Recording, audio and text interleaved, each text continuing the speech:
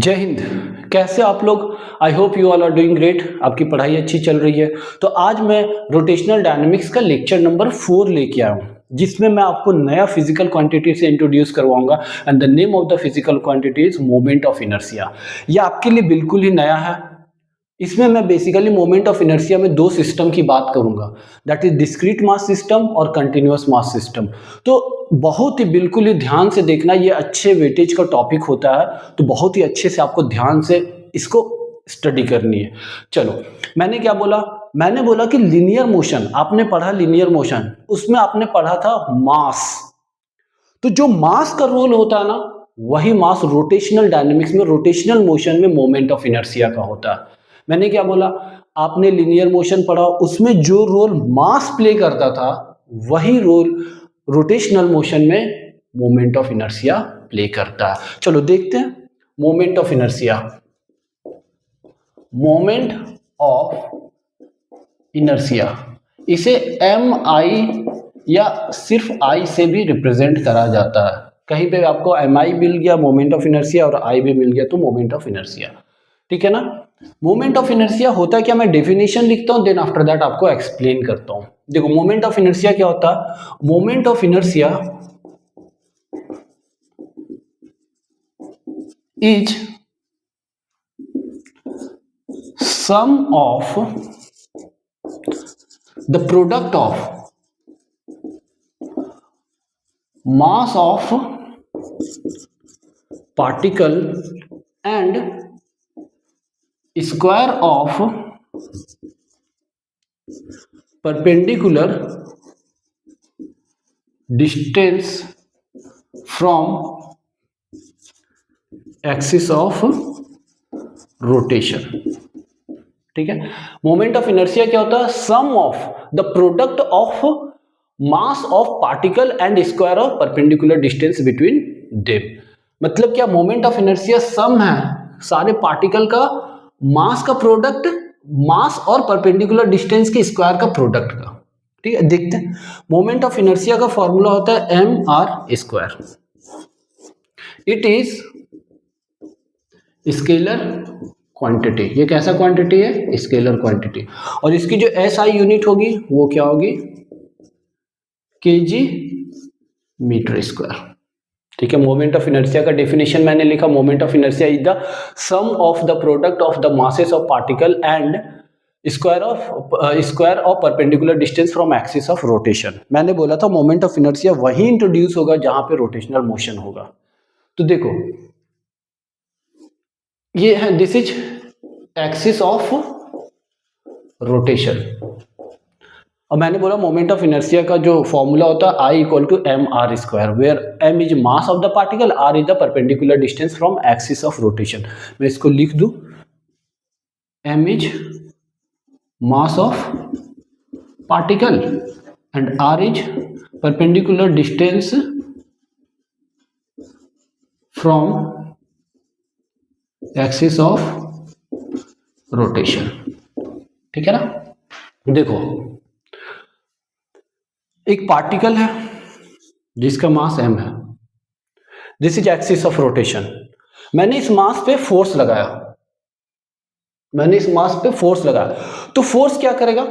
इस मास को linear motion देगा, क्योंकि अभी ये पार्टिकल फ्री है, इससे कोई इसका टाइप नहीं है, इसे टाइप नहीं है, तो ये मास से क्या करेगा? वो लीनियर मोशन करना स्टार्ट करेगा।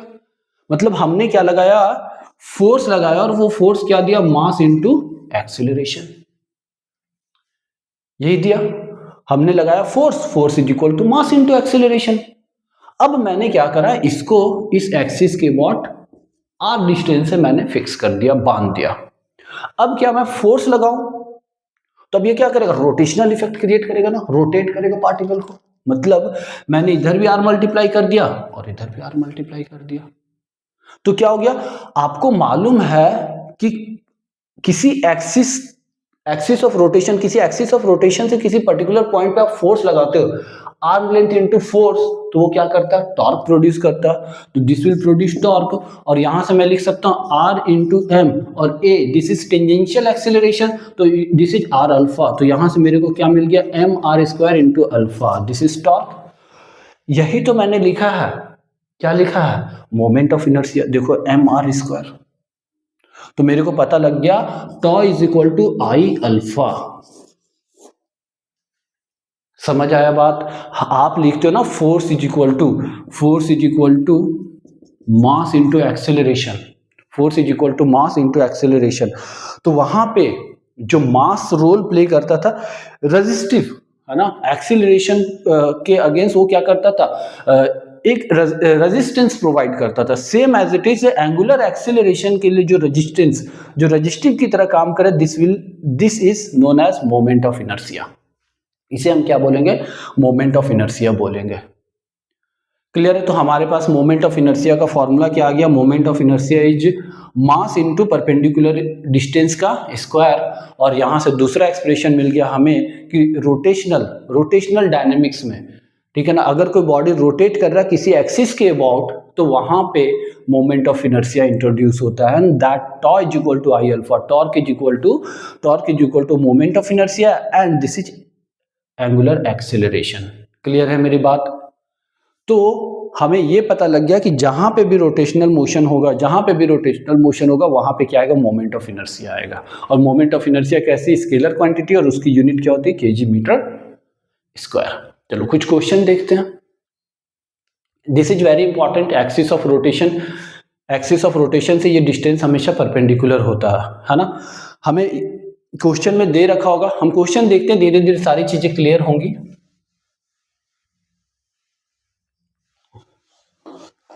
देखो क्वेश्चन देखते हैं, 2-4 क्वेश्चन देखेंगे, चीजें खुद पे खुद क्लियर होते जाएंगे। देखो मोमेंट ऑफ इनर्शिया के लिए बहुत ही इंपॉर्टेंट है कि पार्टिकल का मास तो हमें पता होना चाहिए। सेकेंड थिंग इज कि जो एक्सिस ऑफ रोटेशन होगा, उस एक्सिस ऑफ रोटेशन से वो जो डिस्टेंस हम लेंगे वो परपेंडिकुलर डिस्टेंस लेंगे, है ना। और ये भी हमें पता होना चाहिए कौन से एक्सिस ऑफ रोटेशन के अबाउट मेरे को क्या करना है, मोमेंट ऑफ इनर्शिया निकालना है। क्लियर है ना? Axis is very important. Without knowing axis आप किसी भी एक्सिस के अबाउट नहीं निकाल सकते। हमें पता होना चाहिए कि इसके एक्सिस के अबाउट हम बात कर रहे हैं। ठीक है, देखते हैं क्वेश्चन देखते हैं। सपोज हमारे पास कुछ मास इस तरीके से एक एक्सिस ऑफ रोटेशन है, this is axis of rotation, m1 is at distance r1, this is m2 at distance r2, m3 at distance r3, और this is m4 at distance r4। ठीक है ना, ढेर सारे ऐसे ऐसे करके क्या है, पार्टिकल्स हैं। तो ये जो पार्टिकल आप देख रहे हो, ये पार्टिकल अलग अलग लोकेशन पे है। अगर मैं मार्कर की बात करूं तो मार्कर में जितने भी पार्टिकल हैं वो सारे क्या एक पार्टिकल दूसरे पार्टिकल के बगल में यूनिफॉर्मली डिस्ट्रीब्यूटेड है ना। तो ऐसे सिस्टम को बोला जाता है कंटिन्यूअस मास सिस्टम। बट अगर पार्टिकल इधर उधर जैसे तैसे स्प्रेडेड है तो इस सिस्टम को क्या बोला जाता है, डिस्क्रीट मास सिस्टम। क्या बोला जाता है, डिस्क्रीट मास सिस्टम। क्लियर है मेरी बात?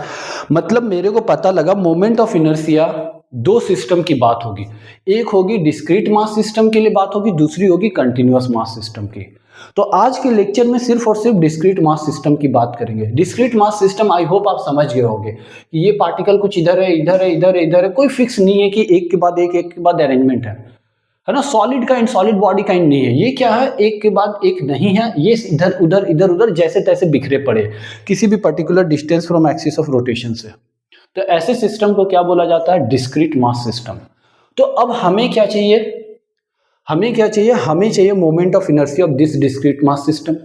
तो डिस्क्रीट मास सिस्टम के मोमेंट ऑफ इनर्शिया निकालने के लिए आप क्या करोगे, moment of inertia is equal to, मैंने क्या बोला था डेफिनेशन में ही मैंने लिखा था, sum of product of mass of particle and square of perpendicular distance between और perpendicular distance from axis of rotation.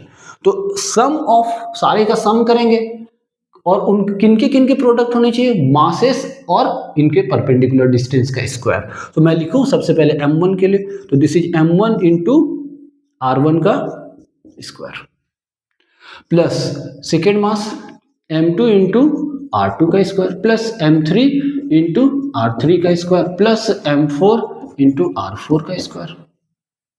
तो कुछ इस तरीके से। अगर और भी सिस्टम दिए होते तो हम क्या करते हैं, लगाए जाते हैं। मतलब मेरे को पता लगा moment of inertia for discrete mass system is summation of m i r i square. Clear है मेरी बात? तो this is moment of inertia for discrete mass system. एक एग्जांपल देख लेते हैं। एग्जांपल में हम देखते हैं this is axis of rotation और मेरे को मास दे रखा है m1 या this is 2 kg at 1 meter, 1.5 kg at, इसको मैं 1.5 kg at 2 meter, ठीक है ना, 1.5 kg, this is 1.5 kg, 2 meter and this is 1 kg at 3 meter, है ना। कुछ इस तरीके का अरेंजमेंट है। आपको क्या करना, find moment of inertia of system, इस सिस्टम के मोमेंट ऑफ इनर्शिया को कैलकुलेट करना। सॉल्व करो। चलो देखते हैं सॉल्यूशन, देखते हैं। आपने आई होप वीडियो को पॉज करके सॉल्व किया होगा। तो मैंने क्या लिखा था, I is equal to m1 r1 square plus m2 r2 square plus m3 r3 square, यही होगा। तो देखो m1 मैंने इसको बोला, suppose this is m1, this is m2 और दिस इज m3। तो लिख दो m1 is 2 kg into r1 square means 1 का square plus m2 is 1.5 kg into r2 square, this is 2 का square plus m3 is 1 kg into 3 का square. तो ये कितना हो जाएगा, that is 2 into 1 plus 1.5 into 4 plus 3 1 into 9, यही होगा। तो ये कितना होगा, दिस इज 2 प्लस 6 प्लस 9, तो this is 6 to 8 17 kg metre square, ये होगा मोमेंट ऑफ इनर्शिया। क्लियर है मेरी बात? तो किस तरीके से डिस्क्रीट मास सिस्टम के लिए हमने मास का और इसके परपेंडिकुलर डिस्टेंस का स्क्वायर करा और ऐड करा। अगर और भी होते पार्टिकल तो और सारे पार्टिकल को ऐड करते और कुछ इस तरीके से आ जाता। क्लियर है? चलो नेक्स्ट क्वेश्चन देखते हैं। और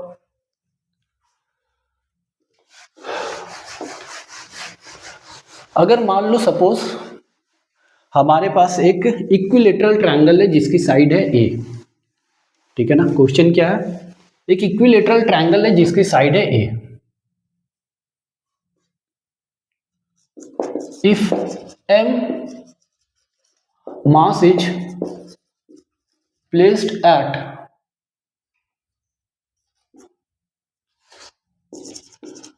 corner या edge of equilateral triangle of side A, find moment of inertia about given axis, ठीक है ना। गिवन एक्सिस के अबाउट क्या करना, मोमेंट ऑफ इनर्शिया निकालना। और आपको एक्सिस जो दे रखा वो कुछ इस तरीके का,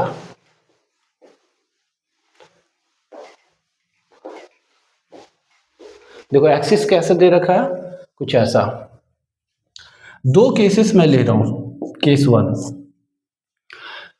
मास m है जो कि edge of equilateral triangle, this is equilateral triangle, यहां पे मास m है, यहां पे मास m है और यहां पे मास m है। Of side A, this side is A, this side is A, this side is A। Equilateral triangle है ना, तो तीनों साइड क्या होंगे, बराबर होंगे। अब बोल रखा find out moment of inertia about given axis. तो फर्स्ट एक्सिस क्या है, कुछ इस तरीके का, दिस इज, मैं बोल दूं आई वाई, ठीक है, दिस इज वाई एक्सिस। मतलब ये व्हाइट बोर्ड के आपकी कॉपी के प्लेन पे ट्रायंगल है, उसी प्लेन से एक्सिस पास हो रहा, ठीक है। दिस इज केस 1 और दिस इज केस 2। इसमें क्या है, कुछ इस तरीके से मास m है और ये भी मास m है, ये भी मास m है, साइड ए है, साइड ए है, साइड ए, इक्विलेटरल ट्रायंगल। अब जो आपको निकालना मोमेंट ऑफ इनर्शिया जो निकालना है, वो मोमेंट ऑफ इनर्शिया निकालना आपको जेड एक्सिस के लॉन्ग, ठीक है ना। मतलब the axis which is perpendicular to the plane of paper, मतलब कुछ इस तरीके का एक्सिस है ना, कुछ इस तरीके का जेड एक्सिस, ठीक है ना। ये पॉइंट से इस मास से कुछ ऐसा एक्सिस बाहर आ रहा है और अंदर जा रहा है, इसके एक्सिस के अबाउट आपको क्या करना है, आई जेड के अबाउट निकालना है, ठीक है। करो, सॉल्व करो, वीडियो को पॉज करो, सॉल्व करो, दोनों से चीजें और अच्छे से क्लियर हो जाएंगी। आई होप सॉल्व कर लिया होगा, है ना। तो देखो, अब मोमेंट ऑफ इनर्शिया मेरे को इस एक्सिस के अबाउट चाहिए, है ना। मोमेंट ऑफ इनर्शिया मेरे को क्या चाहिए, इस एक्सिस के अबाउट चाहिए, वाई एक्सिस के अबाउट। तो आई वाई वाई, ठीक है, इज इक्वल टू क्या होगा, अगर मैं इसको बोलूं 1, इसको मैं 2 बोल दूं, इसको 3 बोल दूं, है ना, तो क्या हो जाएगा, this mass into perpendicular distance. तो मास इंटू परपेंडिकुलर डिस्टेंस तो है ही नहीं, 0, प्लस दूसरे मास की बात करो तो मास है और परपेंडिकुलर डिस्टेंस क्या है, दिस इज एक्सिस, है ना, ये एक्सिस है। अगर मैं एक्सिस बनाऊं तो दिस इज एक्सिस, और इस एक्सिस से ये परपेंडिकुलर डिस्टेंस दिख रहे हो, ये परपेंडिकुलर डिस्टेंस दिख रहा है ना। तो यहां से यहां तक का डिस्टेंस क्या है, ए, प्लस m3 की बात कर लो तो दिस इज m, और यहां से परपेंडिकुलर डिस्टेंस देखो, इस this is axis of rotation, तो इससे जो परपेंडिकुलर डिस्टेंस होगा ये होगा, है ना। तो मैं यहां से ये डिस्टेंस निकाल सकता हूं, कैसे निकाल सकता हूं, इक्विलेटरल ट्रायंगल है तो दिस इज 60 डिग्री, तो ये एंगल कितना हो जाएगा, 30 डिग्री।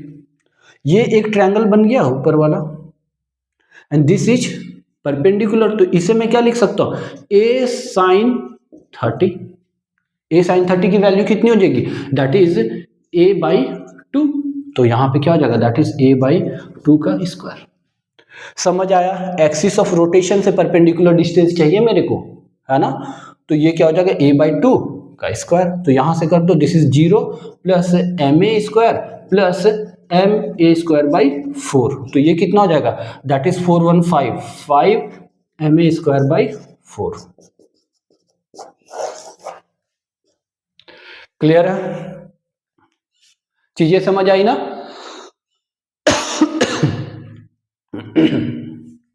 चलो अब इस केस की बात करते हैं। यहां पे तो एक्सिस जिस प्लेन पे रखा था उसी प्लेन पे एक्सिस है, बट यहां के केस में कुछ डिफरेंट, यहां पे एक्सिस ऑफ रोटेशन कुछ ऐसा है ना, ये plane of triangle white board में प्लेन है और ये एक्सिस ऑफ रोटेशन है। अब मेरे को तो वही चाहिए, मोमेंट ऑफ इनर्शिया, तो क्या लिखेंगे, सबसे पहले इसकी बात करते हो तो ये देखो उसी एक्सिस पे लाई कर रहा, अगर मैं इसको बोल दूं 1 2 और 3, तो दिस इज m इंटू 0 का स्क्वायर प्लस m2 की बात करो तो ये m परपेंडिकुलर डिस्टेंस, ये एक्सिस ऑफ रोटेशन और ये परपेंडिकुलर डिस्टेंस, है ना, a ही होगा, दैट इज a का स्क्वायर प्लस, अब मेरे को चाहिए ये एक्सिस ऑफ रोटेशन है और ये परपेंडिकुलर डिस्टेंस चाहिए, तो देखो दिस इज जेड एक्सिस और ये प्लेन है, तो ये जो डिस्टेंस आपको दिख रहा है ना, ये डिस्टेंस देखोगे आप यहां और यहां के बीच में एंगल, ये एक्सिस और ये इसके बीच में एंगल देखोगे तो 90 डिग्री आएगी, मतलब यहां पे भी a ही होगा परपेंडिकुलर डिस्टेंस, तो एम ए स्क्वायर, तो ये क्या बन जाएगा, दिस इज ये 0 plus M A square plus M A square, this is nothing but 2ma square. Clear है मेरी बात, समझ आया। इसीलिए बहुत जरूरी है परपेंडिकुलर डिस्टेंस को आइडेंटिफाई करना। यहां पे हमने क्या देखा, यहां पे परपेंडिकुलर डिस्टेंस यहां से ये लिए थे और ये लिए थे, बट यहां पे ये एक्सिस है तो परपेंडिकुलर डिस्टेंस देखो 90 डिग्री ये बना रहा है, ये भी तो 90 डिग्री बना रहा है। क्लियर है मेरी बात, चलो बहुत अच्छा। अब एक और क्वेश्चन देखते हैं। Axis of rotation is very important, है ना, कि कौन से एक्सिस ऑफ रोटेशन के अबाउट मोमेंट ऑफ इनर्शिया पूछा, लिख लिए। चलो रब कर रहा हूं मैं।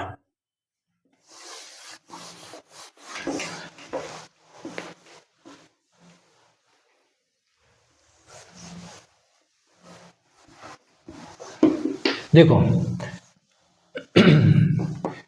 एक रेक्टेंगल है, ठीक है, और उस रेक्टेंगल के कॉर्नर पे कुछ मास रखा हुआ है। एक रेक्टेंगल है जिसके कॉर्नर पे क्या है, मास रखा हुआ, वो अरेंजमेंट आपको दिया हुआ है। एक रेक्टेंगल है, यहां पे m मास रखा हुआ, ये भी m मास रखा हुआ, ये भी m मास रखा हुआ, ये भी m मास रखा हुआ। This side is L, this is width, length and width. कुछ बीच से ऐसा पास होता हुआ एक एक्सिस है आई वाई, ठीक है ना। आपको फाइंड आउट करना moment of inertia about Y axis, ठीक है ना। ये मास है और ये एक्सिस पास करता हुआ। तो देखो moment of inertia I is equal to क्या लिखोगे, अगर मैं इसको 1 बोल दूं, इसको 2 बोल दूं, 3 बोल दूं, 4 बोल दूं, तो ये डिस्टेंस कितना हो जाएगा यहां से यहां तक, this distance will be L by 2, this distance will be L by 2, this distance will be L by 2, this distance will be L by 2, है ना। देखो आप ना, अगर आप बोलोगे एक्सिस के इधर मैं नेगेटिव लूं, तो अगर आप नेगेटिव लोगे तो डिस्टेंस का स्क्वायर है ना, तो ऑटोमेटिकली वो क्या पॉजिटिव आना ही आना है। इसीलिए आप नेगेटिव पॉजिटिव की कॉन्सेप्ट ही मत रखना, सिर्फ इसका स्क्वायर करना डिस्टेंस का, है ना। तो first m into that L by 2 का स्क्वायर प्लस सेकेंड के लिए m into L by to, first के लिए लिखा ना m into L by two का स्क्वायर, सेकेंड के लिए m into L by two का स्क्वायर, थर्ड के लिए भी क्या होगा m into L by two का स्क्वायर, प्लस फोर्थ के लिए भी क्या होगा m into L by two का स्क्वायर। तो ये क्या हो जाएगा, दैट इज मैं लिख सकता हूँ 4 into M L by two का स्क्वायर। तो ये क्या हो जाएगा 4 into M L square by 4, 4 से 4 cancel, this is M L square. Clear है ना। तो ये आ गया मोमेंट ऑफ इनर्शिया। तो इस तरीके से आपको क्या मिलेगा, अलग अलग बॉडी का पार्टिकल के मास का डिस्ट्रीब्यूशन मिलेगा, आपको परपेंडिकुलर डिस्टेंस पता होगा। हम बस सिर्फ क्या करेंगे, सारे पार्टिकल के एम आर स्क्वायर को मास इनटू परपेंडिकुलर डिस्टेंस के स्क्वायर को हम क्या करेंगे ऐड करते जाएंगे, और एट द एंड हमें क्या मिलता जाएगा, मोमेंट ऑफ इनर्शिया मिलता जाएगा। This is all about the discrete mass system. तो डिस्क्रीट मास सिस्टम का हम मोमेंट ऑफ इनर्शिया ऐसे ही निकालते हैं, और इसकी यूनिट मैंने क्या बोला था, केजी मीटर स्क्वायर। ठीक है, तो आज के लेक्चर में हमने देखा कि मोमेंट ऑफ इनर्शिया क्या होता है, उसकी डेफिनेशन क्या होती है, और moment of inertia scalar quantity, उसकी यूनिट होती है केजी मीटर पर सेकेंड स्क्वायर। और सेकेंड हमने देखा कि मोमेंट ऑफ इनर्शिया निकालने के लिए हमें क्या चाहिए, हमें मास ऑफ दैट पार्टिकल चाहिए, और पार्टिकल जिस एक्सिस के अबाउट रोटेट कर रहा है उस एक्सिस से हमें परपेंडिकुलर डिस्टेंस चाहिए, बस यही रिक्वायरमेंट है। तो this is all about the moment of inertia of discrete mass system. Next lecture में हम देखेंगे moment of inertia for continuous mass system. अगर कंटिन्यूअस मास सिस्टम है तो उसके लिए मोमेंट ऑफ इनर्शिया देखेंगे, और वो सिस्टम अलग अलग होगा, 1 डायमेंशन की बात करेंगे, 2 डायमेंशन की बात करेंगे, और 3 डायमेंशन की बात करेंगे। That will be very interesting topic, ठीक है ना। तो बहुत ही ध्यान से, बहुत ही अच्छे तरीके से ये आप देख लो। This is all about the today's lecture. Thank you very much.